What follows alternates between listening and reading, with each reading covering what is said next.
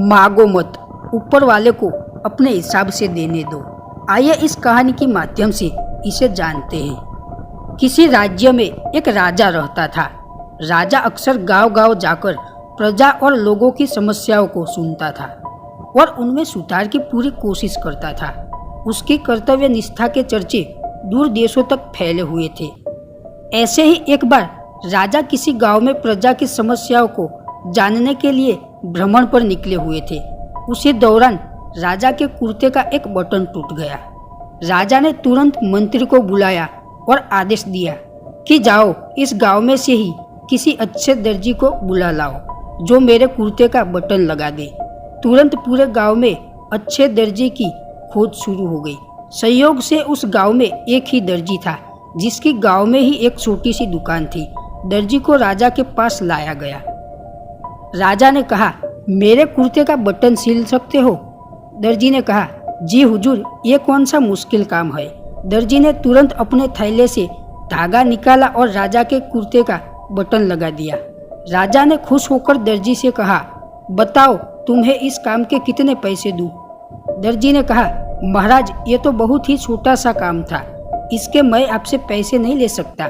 राजा ने फिर कहा, नहीं तुम मांगो तो सही, हम तुम्हें इस काम की कीमत जरूर देंगे। दर्जी ने सोचा कि बटन तो राजा के पास था ही, मैंने तो बस धागा लगाया है, मैं राजा से इस काम के 2 रुपये मांग लेता हूँ। फिर से दर्जी ने मन में सोचा कि मैं राजा से अगर 2 रुपये मांगूंगा तो राजा सोचेगा कि इतने से काम के इतने सारे पैसे मांग रहा है, कहीं राजा ये न सोचे कि बटन लगाने के मेरे से 2 रुपये ले रहा है तो गांव वालों से कितना लेता होगा ये दर्जी। यही सोचकर दर्जी ने कहा, महाराज आप अपनी स्वेच्छा से कुछ भी दे दे।